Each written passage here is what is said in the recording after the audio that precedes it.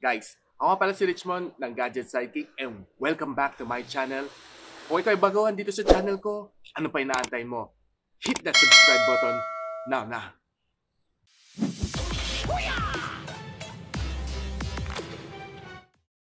Guys, may bagong labas na naman si Realme, no? At ito na yung bagong papalit sa Realme 6 at 6 Pro. Alam niyo ba kung anong unit tong pinag-uusapan natin? Aba, syempre, walang iba kundi si Realme 7 at si Realme 7 Pro. Tara, samahan niyo ako, i-unbox na natin ang bagong Realme 7 at Realme 7 Pro. Let's go! So first order of things, mag-shoutout muna tayo sa ating mga suki na tagapagsubaybay. Genesis Evangelista, Mike Ocampo, John Paul Otohan, Cute Cat, at si Junjun Bakay. So meron tayong mga ilang fans na gusto natin i-acknowledge, no? Si Samera Aaron na sabi niya, ikaw na may pinaka-effort na unboxing. Steve, nagpapa-shoutout. And ito, i-highlight ko lang si Freezy Kriot. Ako ang taong di talaga nagla-like ng mga videos. Ewan ko, kahit na-appreciate ko, tamad ako, or nakakalimutan ko talaga mag-like. Pero this time, inuna ko pindutin ang like dahil sa effort ni Gadget Sidekick. God bless.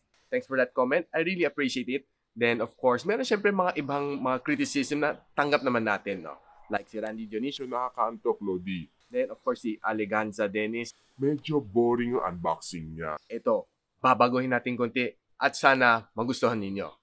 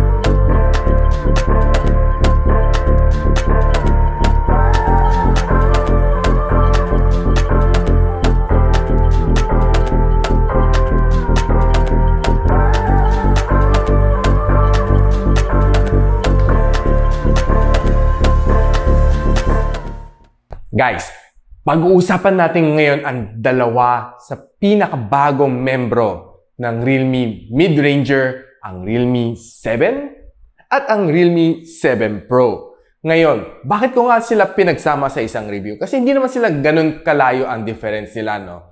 Kaya maganda pagsama nila para mapag-compare natin kung ano nga madalagang magandang piliin, no? Si 7 o si 7 Pro, kung ano ang mas nababagay sa inyo. Ngayon, sisimulan na natin sa kanyang specs. Ang Realme 7 ay merong MediaTek Helio G95 at ang Realme 7 Pro ay may Snapdragon 720G. Ang G95 ay 8% better compared sa G90T na nasa loob ng Realme 6. Ngayon, sa 7 Pro naman, parehong-pareho ang kanyang processor, no? 720G from Snapdragon. Carry over lang siya from the Realme 6 Pro.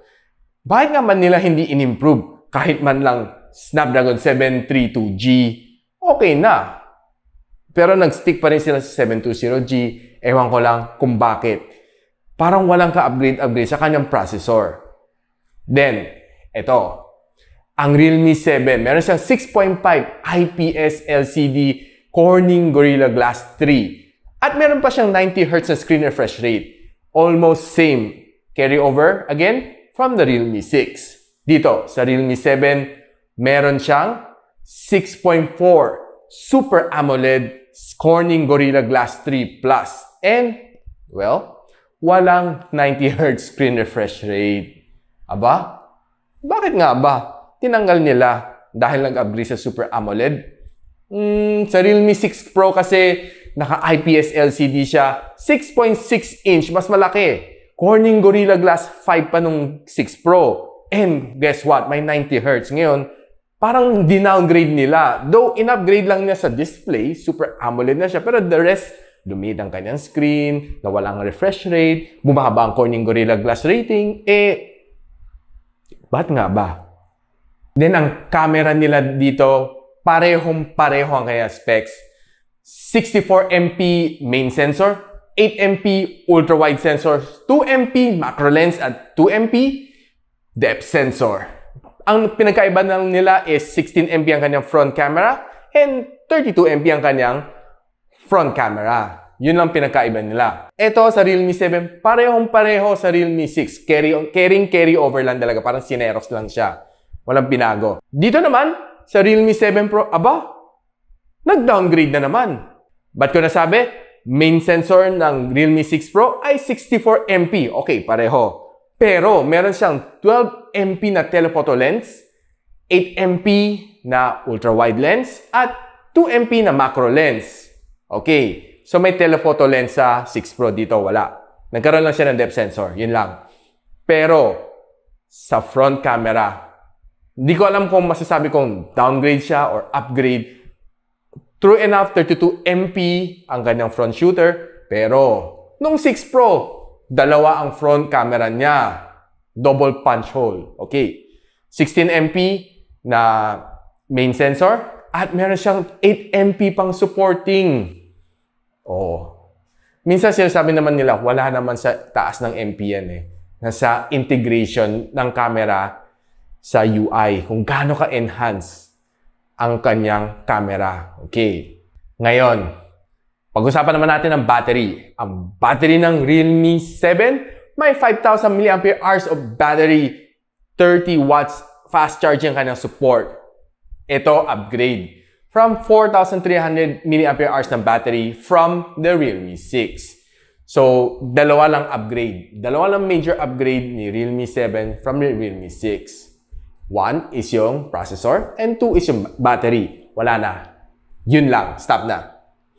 Dito naman, tingnan natin ang kanyang battery. Ang kanyang battery, 4,500 mAh, which is a step up from 4,300 noong Realme 6 Pro.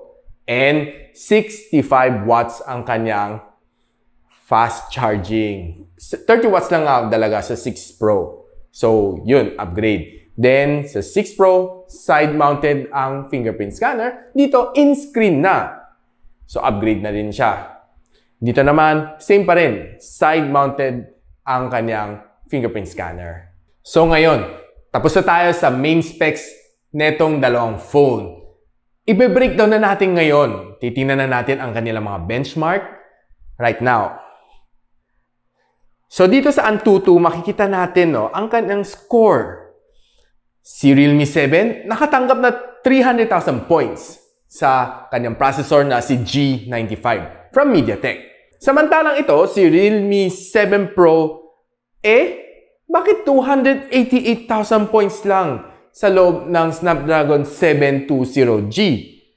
Aba, paano mong tatawagin Pro ito kung ang benchmark niya ay mas mababa kaysa yung non-Pro? Nakakapagtaka, no? Bakit nga ba? Then, titingnan natin sa i22 benchmark kung gaano katalino ang kanyang AI. Dito sa Realme 7, nakatanggap siya ng 88,000 points. Ito, doble. Ito sa 7 Pro, doble. 161,000 ang kanyang puntos. Ito na, mas mainit na to. Pagdating sa 3D Mark, para makita natin kung gaano kaganda ang gaming dito sa dalawang phone na ito, no? Si Realme 7 nakatanggap ng 2,761 points sa 3D Mark. Teka, bakit 2,525 lang sa 7 Pro? Aba, step down na naman? Lamang na naman si non-Pro kay Pro? Dito naman sa DRM info, titingnan natin, no, kung pareho nga ba silang Widevine Security Level 1 support. Yes, pareho silang pwede manood ng high definition sa Netflix. Then dito sa Geekbench, tingnan natin ang score nilang dalawa, no. Dito sa Realme 7, nakatanggap siya ng 514 single core points and multi-core niya 1,645. Tingnan natin dito sa 7 Pro. Aba, mas mataas siya. Single core niya, 573. Ang multi-core niya, 1,772. Ito ang mas masaya. Tingnan natin ang refresh rate nitong dalawang phone na ito. Okay, so true enough, si 7, naka 90 Hz. Kita natin dito sa refresh rate checker. Then, dito sa kabila naman, 60 Hz lang talaga si Realme 7 Pro.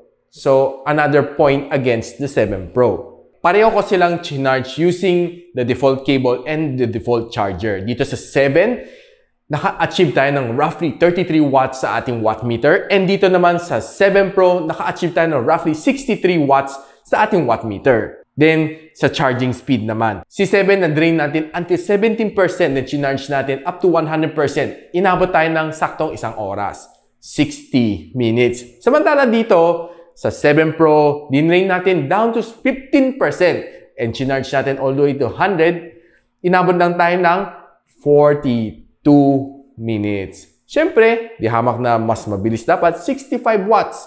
And ang kanyang battery ay mas maliit ng 500 mAh kumpara kay 7. So definitely, dapat mas mabilis siya. So, ito ang score na gusto natin malaman lahat. So, pareho ko silang nilagay sa 50% brightness at niran ko siyang buong gabi using the PC Mark stress test. Ito, si Realme 7, 10 hours and 59 minutes. So, roughly 11 hours. Okay, pagbigyan na natin ng 1 minute ang kanyang screen on time. Samantalang dito, si Snapdragon 720G na nasa loob ng 7 Pro ay naka-achieve ng 13 hours and 7 minutes. Di hamak na mas marami ng 2 oras. Bakit? Alam naman natin si MediaTek, hindi siya masyadong efficient sa battery. Samantala si Snapdragon 720G, si 7 series ng Snapdragon, very, very battery efficient. Okay guys, sinabi natin kanina, parehong-pareho ang camera nilang dalawa. 64MP main sensor, 8MP ultra-wide sensor, 2MP macro lens, 2MP depth sensor. Parehong-pareho. Saktong-sakto. Kopyang-kopya. Ang nagkaiba lang talaga is yung front camera na 16MP sa 7 and 32MP sa 7 Pro. Now ngayon, since pareho ang kanilang camera, tingnan na lang natin ang kanilang output. Sa outdoor pictures, ito ang mga sample, pakita ko sa inyo.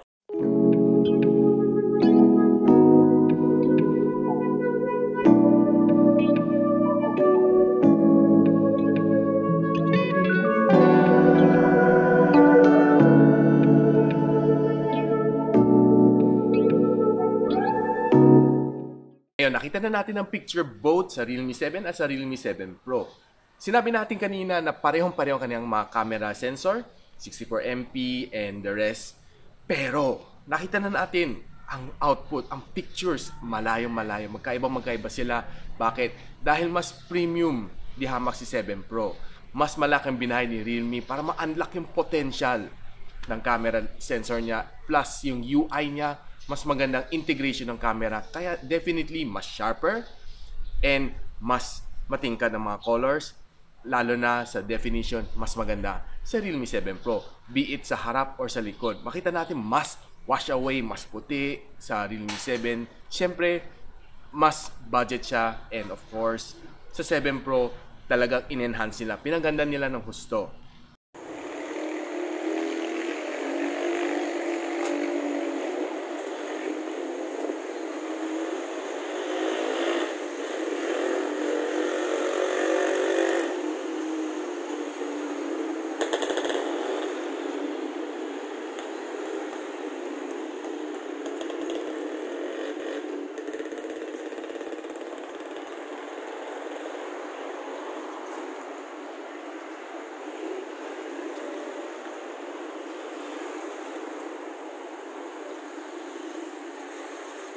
Nakita na natin ang video quality ng Realme 7 and 7 Pro. Pareho silang 4K 30fps and 64MP ang kanyang sensor. Pero ang output ibang-iba.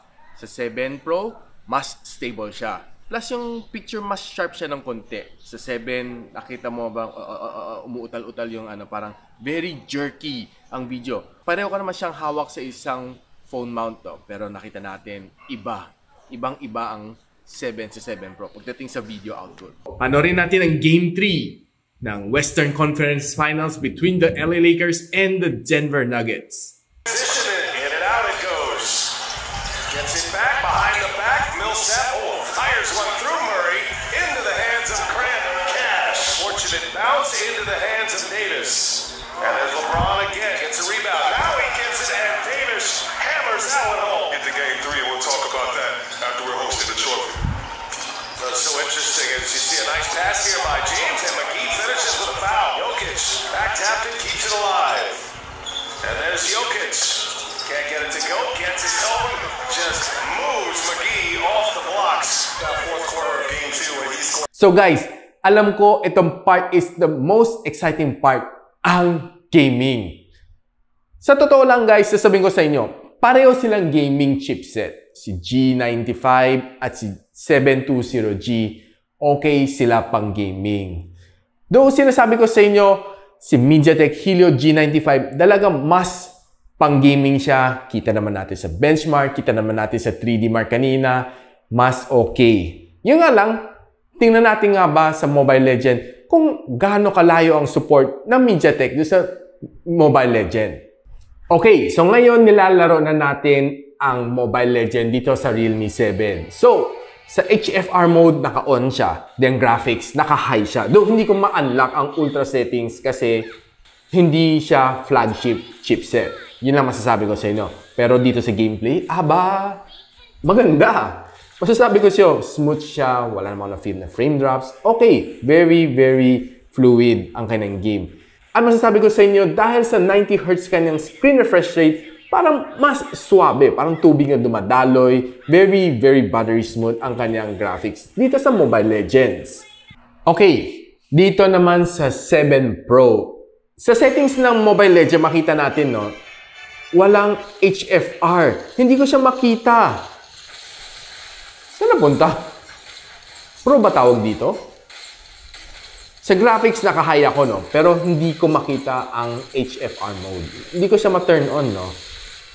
Bakit nga ba? Tinatago. Okay.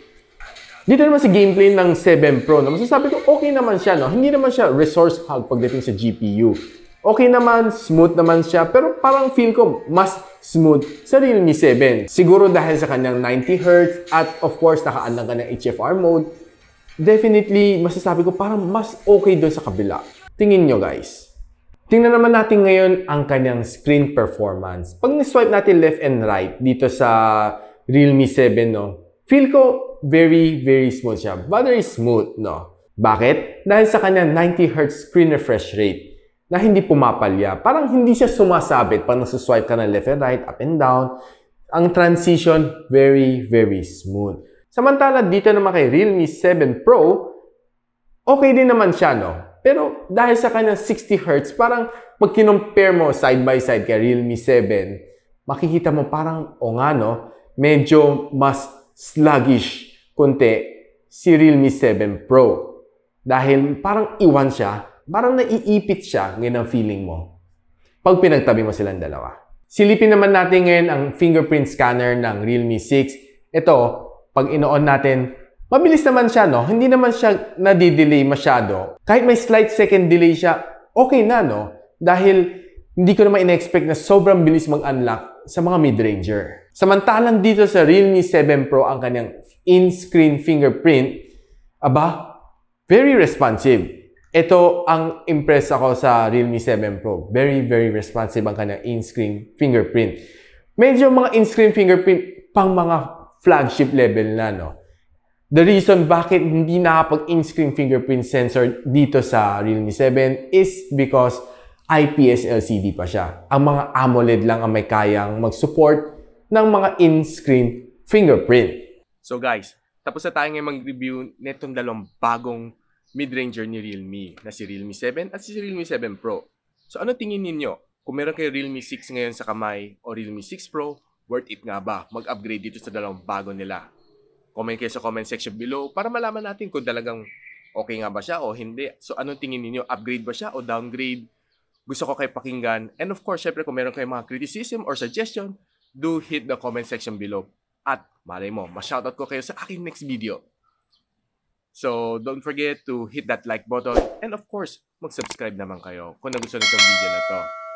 And ako nga pala si Richmond ng Gadget Sidekick. Kita-kita ulit tayo sa aking susunod na video. Peace!